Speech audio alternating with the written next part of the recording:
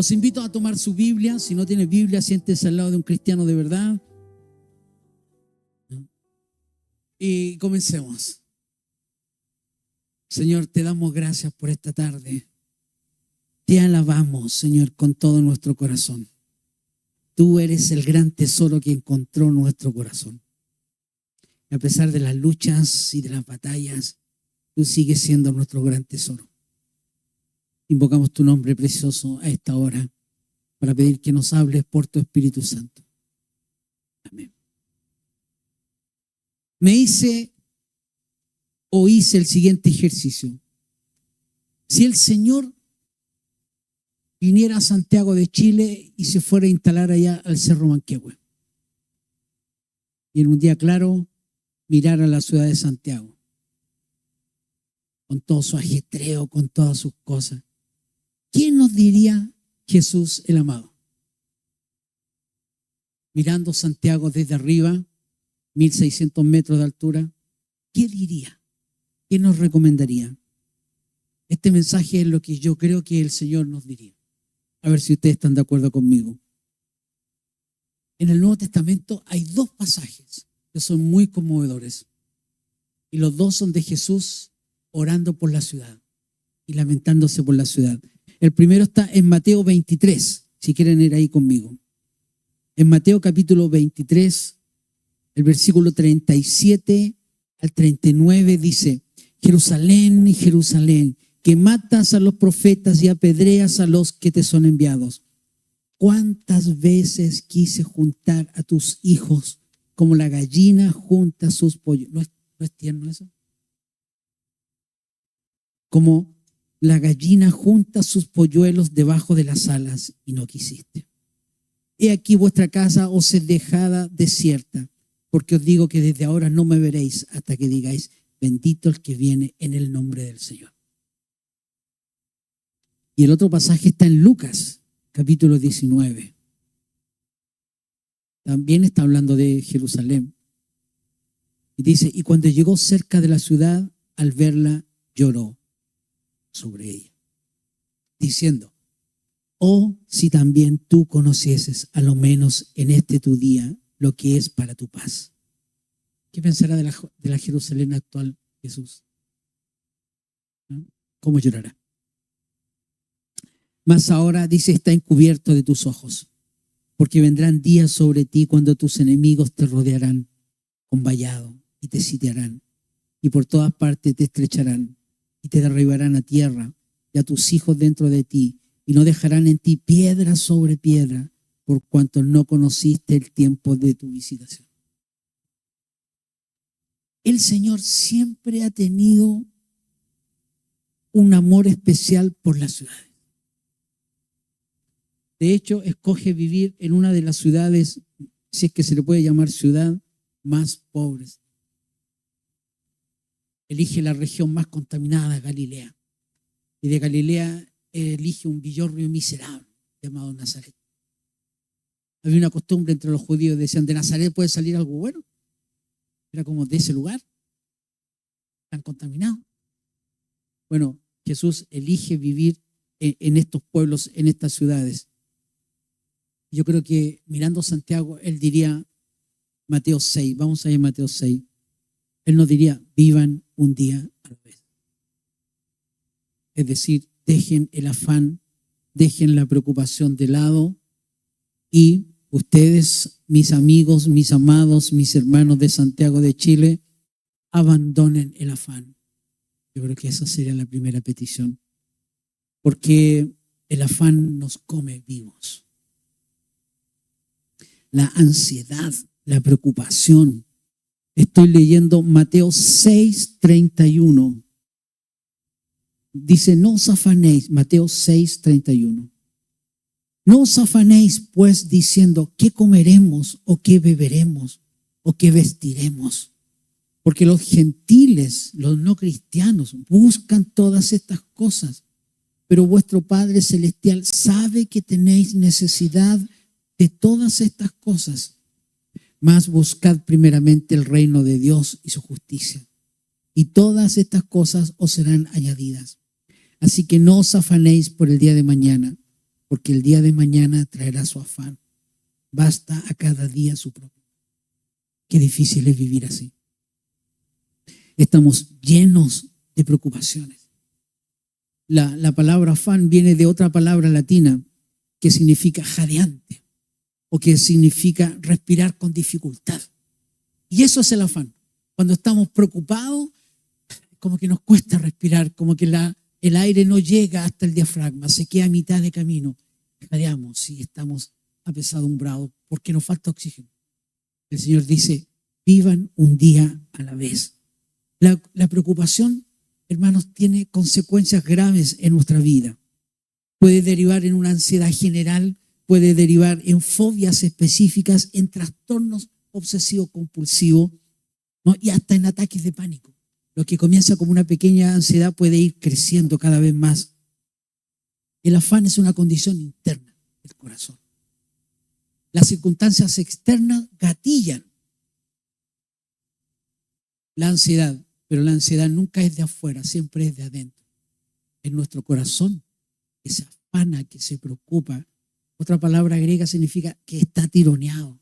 Y esa es la ansiedad. Un tirón para acá, un tirón para allá, que ya casi nos rompe, como quien toma un cuero y lo jala por todos lados. Ese es el efecto de la ansiedad. Y el Señor nos dice, renuncien a eso y vivan un día a la vez. Tiene consecuencias físicas incluso, ¿no?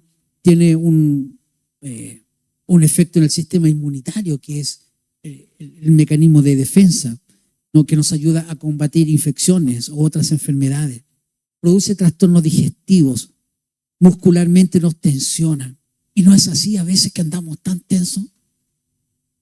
En la casa me hacen burla porque yo siempre ando así. Es como, es eso, la ansiedad, el afán nos coloca siempre tensos. Andamos preocupados, siempre muy apretados.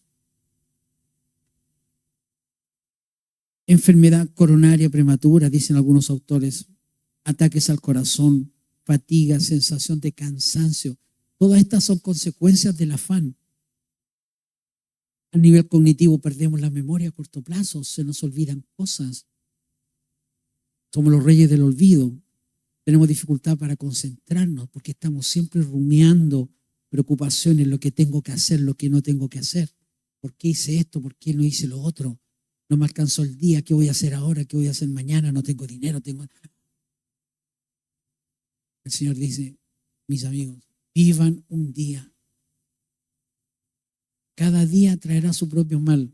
Hoy, en este día, me deleito en el Señor. Mañana veré cómo lo abordo.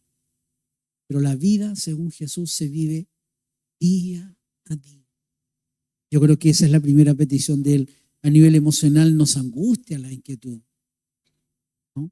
Produce una sensación emocional triste.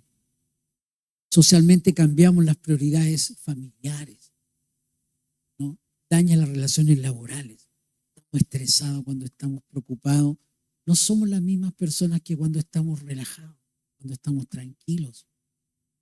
El asunto es que normalizamos la ansiedad como una manera normal de vivir en la ciudad. Y no es. No lo es. Espiritualmente también nos afecta. Cambiamos, ¿no?, las prioridades de la vida porque los afanes de esta vida nos preocupan tanto que nos olvidamos de Dios. Abandonamos la oración, abandonamos la Biblia, nos llenamos de esta sensación tan inquieta que no nos permite ni siquiera leer la Biblia. Perdemos la paz, perdemos la comunión con el Señor. El afán realmente es grave y nosotros no lo hemos considerado. ¿Cómo podemos abordar el tema del afán? El mismo Señor en Mateo capítulo 6 nos da la fórmula. 3 cosas. En Mateo capítulo 6:30, el Señor es bien duro. Es muy tierno, pero también muy duro a la vez. Él dice que el afán es falta de fe. Mateo 6:30, Él dice, y si la hierba del campo que hoy es y mañana se echa en el horno, Dios la viste así, ¿no hará mucho más a vosotros, hombres de poca fe? El problema del afán es falta de fe. Y el Señor pone la naturaleza como ejemplo y dice, el Padre se preocupa de las flores, se preocupa de los pajaritos. ¿Cómo no se va a preocupar de ustedes, hombres de poca fe. Y él atribuye el afán a la falta de fe. Y eso es muy duro, porque siempre tendemos a pensar en las circunstancias. Ejercitar la fe, en el verso 32, confiar que Dios conoce nuestras necesidades. Qué difícil es para los que somos medios ansiosos. El verso 32, Mateo 6, 32 dice, porque los gentiles buscan todas estas cosas, sin embargo vuestro Padre Celestial sabe que tenéis necesidades. Por lo tanto, ¿cómo cultivo la paz interior? ¿Cómo rechazo el afán? Es ejercitando la fe, confiando que el Señor sabe lo que yo necesito. Él sabe lo que mi hogar necesita, Él sabe lo que mi familia necesita. Él conoce nuestras necesidades, no tengo que estar preocupado todo el tiempo. No tengo que estar angustiado por el futuro, no tengo que estar angustiado por lo que pasa aquí o por lo que pasa allá. El Señor conoce todas las cosas. Y el verso 33 es parte de la fórmula. Ustedes busquen primeramente el reino de Dios. Todas esas cosas que les angustian van a ser añadidas. Si buscamos primero el reino del Señor, estas situaciones que nos producen afán, angustia, van a ser resueltas en el tiempo del Señor. Apliquémoslo a nuestra vida. Nadie está libre del afán. Nadie está libre de la ansiedad. Hoy día la ansiedad y la depresión van a la cabeza de los problemas psicológicos, emocionales. Y los creyentes tampoco somos, ¿no?, inmunes a eso. Pero sí tenemos otro camino. Sí tenemos otro camino. El de la oración. Yo creo que los creyentes hemos dejado de orar. Los cultos de oración en nuestras iglesias son cada vez más pequeños. La oración es la dependencia que yo le muestro a Dios. Yo digo, Señor, no tengo dinero, me falta esto, pero no quiero estar afanado porque tú conoces mi necesidad, y voy en oración. Una vez, 2 veces, 3 veces, 4, 5, 10, hasta que esta sensación corporal se va. Renuncio. Buscar en la Biblia cómo es que Dios ha actuado en situaciones parecidas a lo que yo estoy pasando, con un hijo enfermo, con un hijo con una condición distinta, con falta de dinero, con un problema familiar. ¿Cómo es que el Señor ha obrado? Y ese es otro problema. No leemos la Biblia. El cristiano promedio no conoce la Biblia. Y ahí está la respuesta. Cuando el pueblo de Israel tuvo hambre en el desierto, el Señor envió maná. Cuando el pueblo de Israel tuvo sed, el Señor envió agua. Y frente a cada necesidad, el Señor va respondiendo. Tengo que leer la Biblia para saber cómo es que el Señor va a responder, cuál es el método de Dios, qué es lo que Él hace. Entonces tenemos soluciones a la mano, pero no las aplicamos. Enfrentarnos cara a cara con nuestras preocupaciones. No hacer cuenta de que no estoy preocupado. Decir, sí, Señor, estoy preocupado, me pasa esto otro, no debiera estar así, pero me siento angustiado. Decirlo al Señor abiertamente. Hasta que se va. La ansiedad tiene un correlato físico, una molestia en el pecho, algo que no me deja respirar bien. Es como, a veces es como una puntada. A veces las personas llaman angustia a eso, pero no sé si siempre es angustia. Y uno vive con eso, se levanta con eso, o a veces como un peso en la espalda, la preocupación, tengo que hacer esto, tengo que hacer lo otro. El Señor nos dice, mirando Santiago desde el cerro, nos dice, vivan un día a la vez. Renuncien al afán y aprendan a confiar en Dios un día, hasta que Él venga. La segunda petición, creo yo. Vamos a Mateo 14. Vamos a Mateo 14.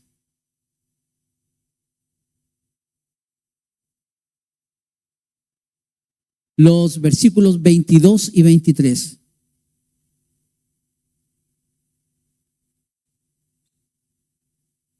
Voy a hacer lo que no se puede hacer en hermenéutica. Voy a transgredir una norma hermenéutica.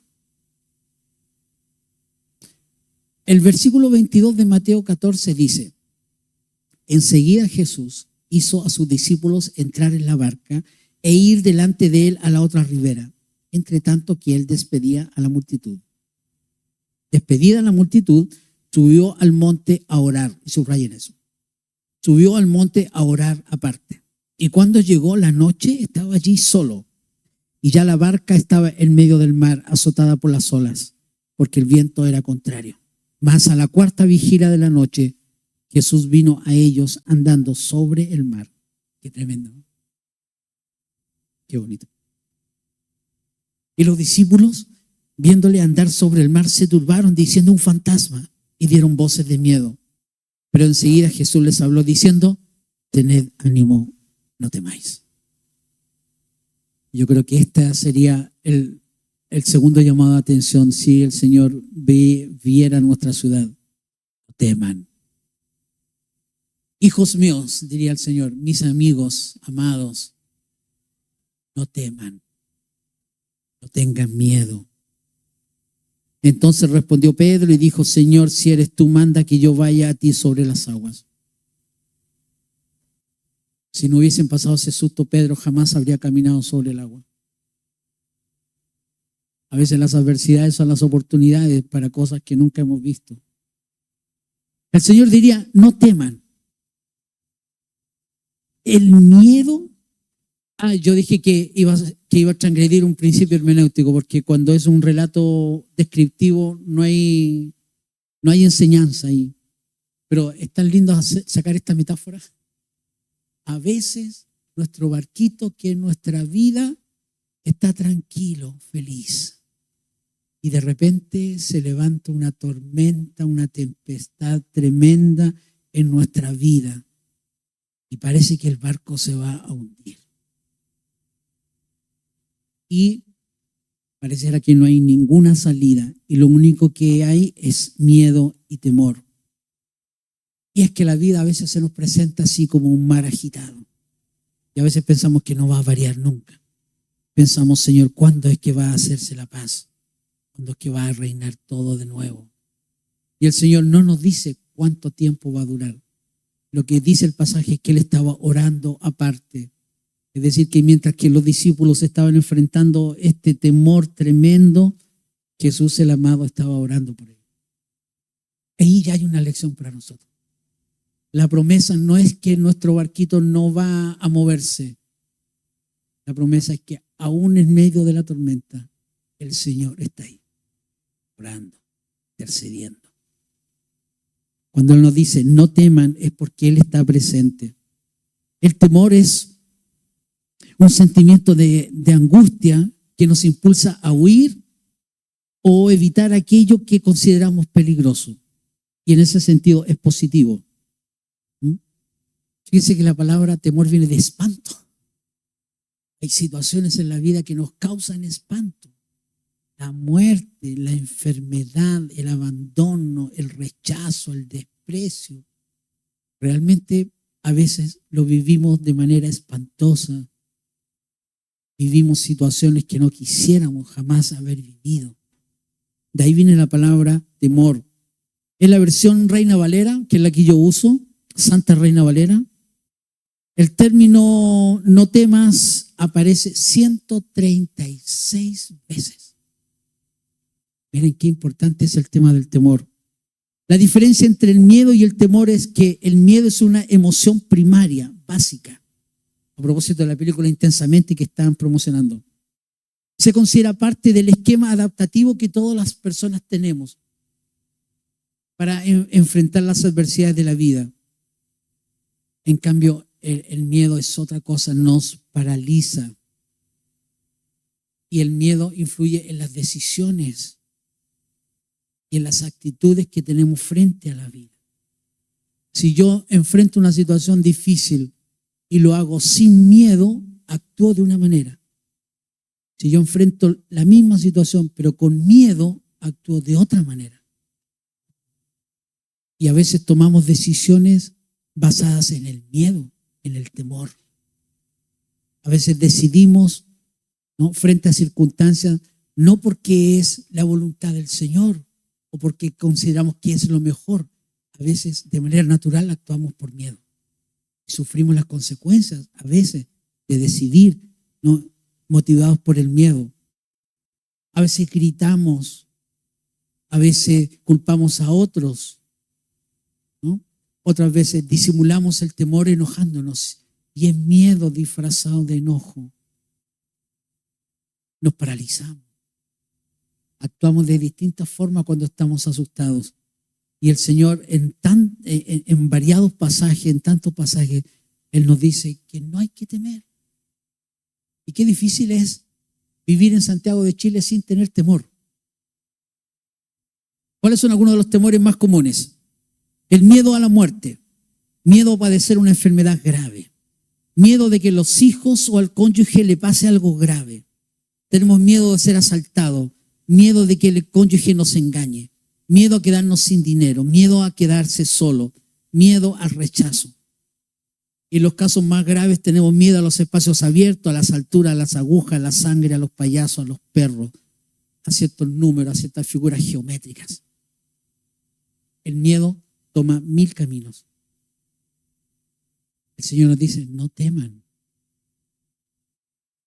Él nos dice, la vida para ustedes va a ser mucho más fácil ahora que me conocen a mí, como algunos predican.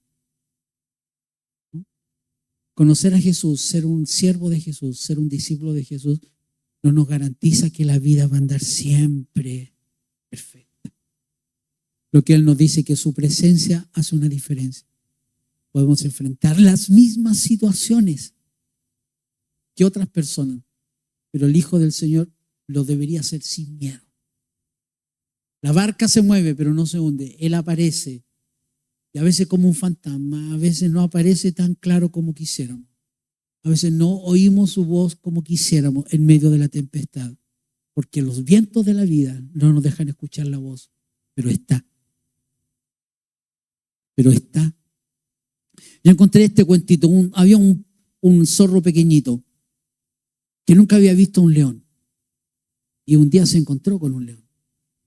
Quedó paralizado. No sabía qué hacer. Salió arrancando. Este pequeño zorro se volvió a encontrar con un león, con el mismo león la segunda vez. También tuvo miedo, pero tuvo menos miedo.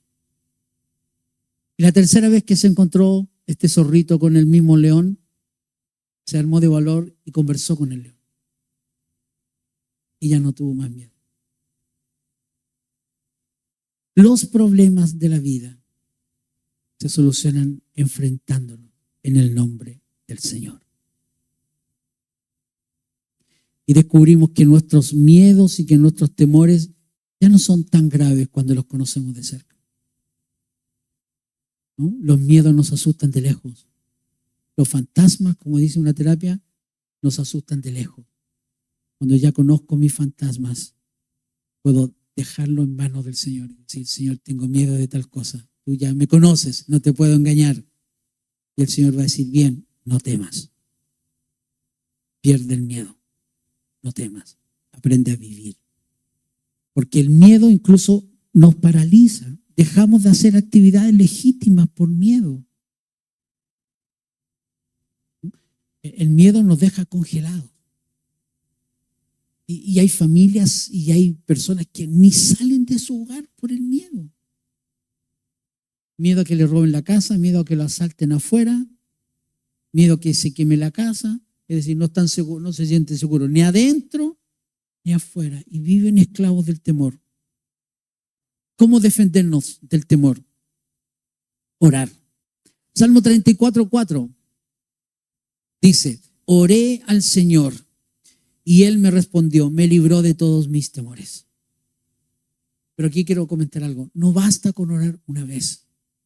Porque al igual que el afán, el temor es contagioso y es porfiado. Es porfiado.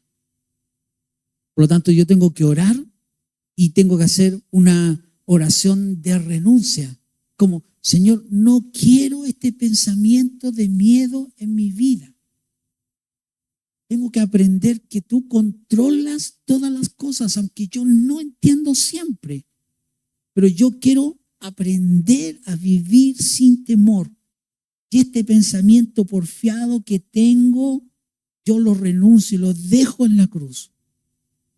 Y eso, hermanos, hay que hacerlo no sé cuántas veces hasta educar nuestra mente, nuestros pensamientos. Es decir, Señor, yo no puedo ni quiero vivir esclavo del temor, porque tú me dices que no debo temer.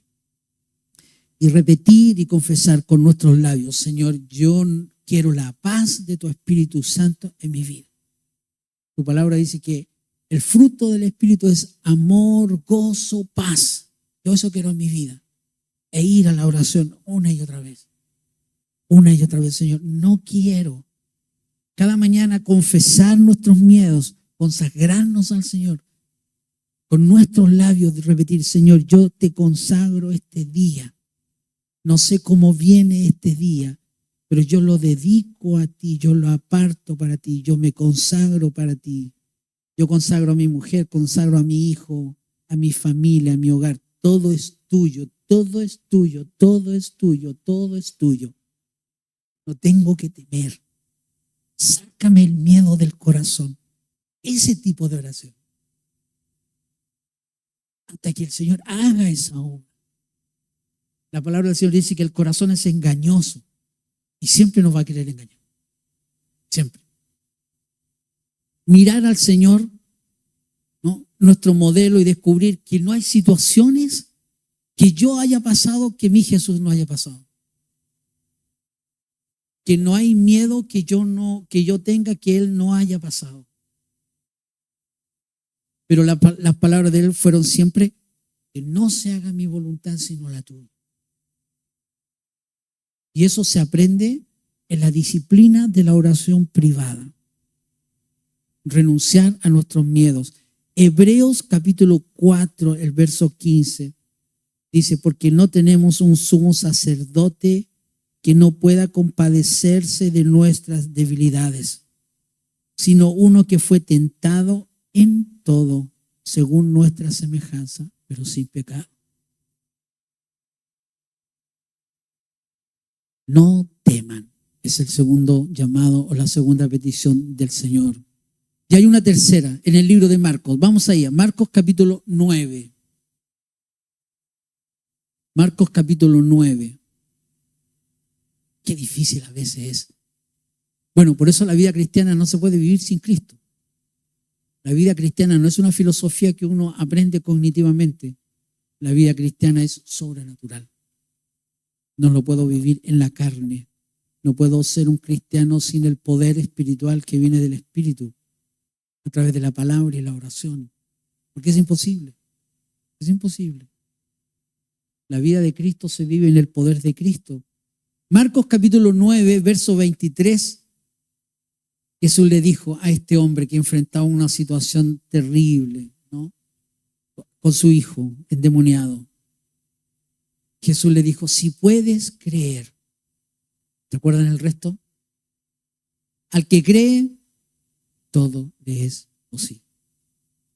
E inmediatamente el padre del muchacho clamó y dijo, esto me identifica mucho, creo, ayuda en mi incredulidad.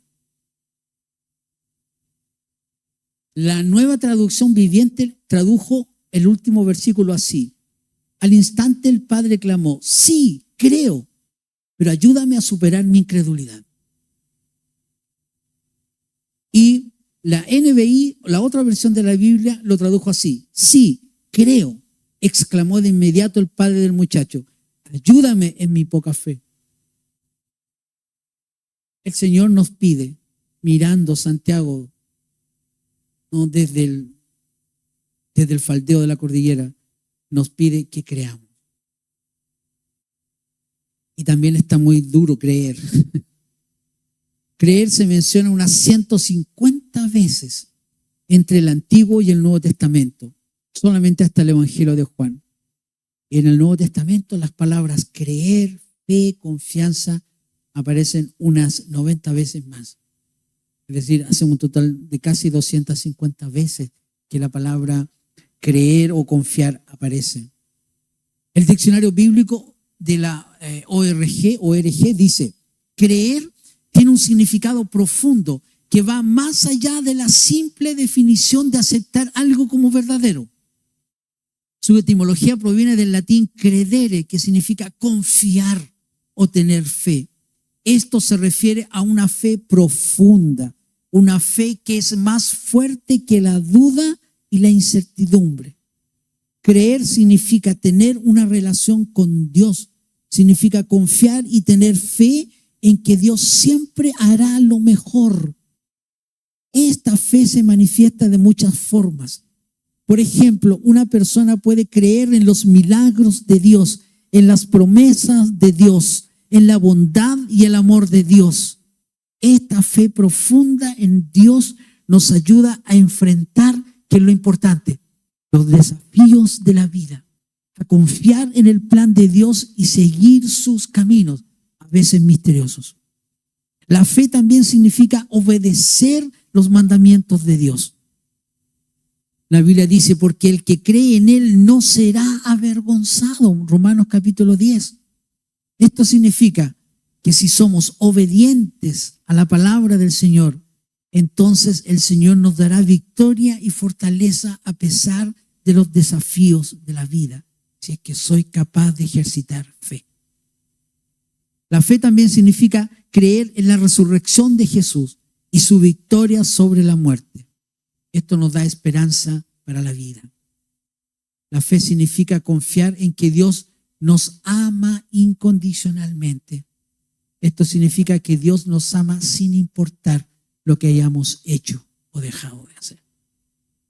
Todo eso está implícito en la palabra creer. Creer hoy resulta más difícil que hace unas décadas. La cultura no cristiana exalta la racionalidad más que el creer. Los niños de tercero básico aprenden método científico, de que solamente lo observable, cuantificable es verídico y lo demás no existe. Entonces, hay una cultura alrededor de nosotros que exalta más bien el uso de la razón que la fe. Se considera una práctica de tonto, ¿no? Creer es para tontos, creer es para ignorantes, creer es para gente que no piensa. Existe un paradigma de incredulidad. Por lo tanto, nosotros somos privilegiados. Que el Señor haya abierto nuestros ojos y nuestro corazón y nos permita creer en Él, en su palabra, porque la gran mayoría no quiere creer. El Señor nos advierte en Lucas capítulo 18, cuando el Hijo del Hombre venga, ¿hallará fe en la tierra? Hermanos, vivimos ese tiempo. Cuando el Hijo del Hombre venga, ¿encontrará fe en las sociedades, en las personas? No, la respuesta es retórica. No va a encontrar fe. Y nosotros somos este grupo pequeño que en medio de tanta incredulidad el Señor nos permite conocerle, amarlo, servirle. Realmente somos privilegiados. El filósofo canadiense Charles Taylor, conocido en el mundo de la apologética, dividió estos tiempos a partir de la Ilustración, que es un movimiento cultural del siglo XVIII. Y él dice, antes de la Ilustración era imposible no creer. Él dice, después de la Ilustración surgió la posibilidad de no creer. Y en la época moderna, dice este filósofo, es la imposibilidad de creer.